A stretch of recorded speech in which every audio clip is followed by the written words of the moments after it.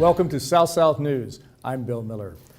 What exciting things are going on in various countries in Africa? One in particular is the Central African Republic as far as investment opportunities and dealing with the United Nations Millennium Development Goals. My guest today is someone who's going to bring us up to date on some of the most interesting and unique activities taking place in the Central African Republic. My guest today is His Excellency, Mr. Faustin Archange Touadéra, and he is the Prime Minister of the Central African Republic. Mr. Prime Minister, welcome to South South News. Thank you very much. I appreciate you being with me today. Let's talk very generally about the Central African Republic. I'm sure many of our viewers are aware of where it is. Many have visited the Central African Republic, but just tell us a little bit about it. Where is it located? How many people more or less you have? What are some of your major industries? La question sur la République centrafricaine. La République centrafricaine est un pays qui est pratiquement au centre de l'Afrique, qui est limité par le Soudan, le Tchad, le Cameroun, le Congo démocratique et le Congo Brazzaville. Et c'est un pays qui a à peu près 623 000 km², un pays en voie de développement où il y a beaucoup de potentialités en termes des mines, en termes d'agriculture, mais qui a des possibilités inexploitées. Alors donc c'est un jeune pays qui a besoin d'investisseurs pour mettre en exergue ses potentiels au niveau de l'agriculture, au niveau des mines, pour son développement. Now you mentioned agriculture and several other items that are taking place in your country. The Central African Republic, as with many other African countries, I'm sure is very interested on recruiting new investments into the country, having people come in to make economic investments. What are some of the investment opportunities in your country, and how can businesses participate and be more involved in the Central African Republic? Oui, il y a beaucoup d'opportunités d'investissement pour la République centrafricaine. Aujourd'hui, sur le plan juridique, il y a un cadre juridique qui peut intéresser donc les prochains, disons, les investisseurs qui veulent s'installer en Centrafrique. Nous avons mis en place ce qu'on appelle le guichet unique pour permettre justement de faciliter aux futurs investisseurs leur implantation en République centrafricaine.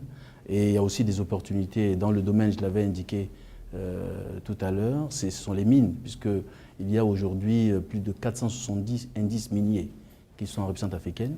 Il y a la forêt, où nous avons aussi une grande forêt où on peut produire du bois. Et du bois, nous avons l'agriculture, puisque c'est un pays très vaste, avec une forte surface arable qui n'est pas encore exploitée. Alors donc on peut faire de l'agriculture industrielle bien sûr, il y a aussi d'autres opportunités dans le domaine de l'énergie, puisque nous avons une forte hydrographie qu'on pourrait faire de sources d'énergie. Et là, nous avons le secteur qui est bien géré avec un code de l'électricité, il y a le code minier. Voilà ces possibilités d'investissement en République centrafricaine.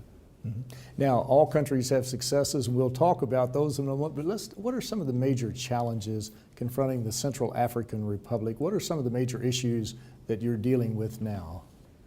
Les défis sont énormes, puisque nous avons une population, c'est un pays, une forte population jeune, et donc il y a des défis en termes d'éducation, aussi en termes de santé, et les routes qui aussi, puisque c'est un pays en voie de développement, nous avons des problèmes tellement grands que nous avons des défis en termes de desserte de nos villes.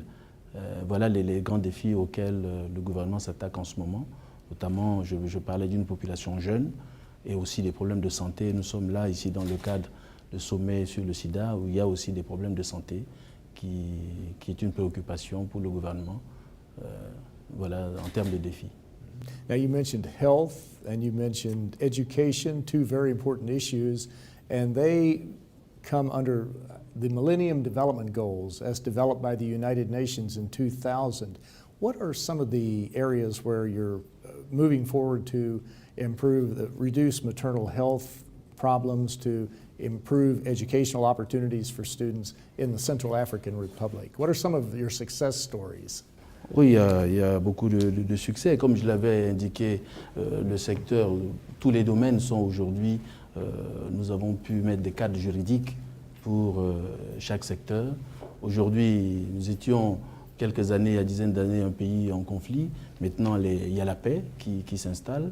Et donc, ce sont des véritables succès.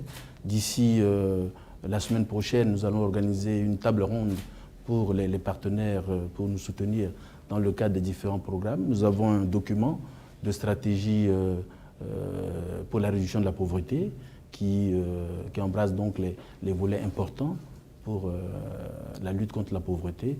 Voilà donc quelques succès que nous avons. Aujourd'hui, comme je l'avais dit, il y a la paix.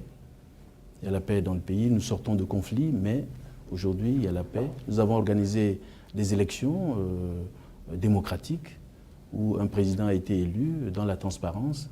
Ça aussi, ce sont des succès que nous connaissons au niveau de notre pays. And all very important issues, and you're dealing with them very effectively. But Your Excellency, Mr. Faustin Archange Touadéra, I want to thank you so very much for a very interesting and a very informative program. Ben, c'est un plaisir aussi de pouvoir avoir l'opportunité de parler de la République centrafricaine. Un plaisir. Merci beaucoup. Un plaisir partagé. I'm Bill Miller. Thank you for joining us on South South News.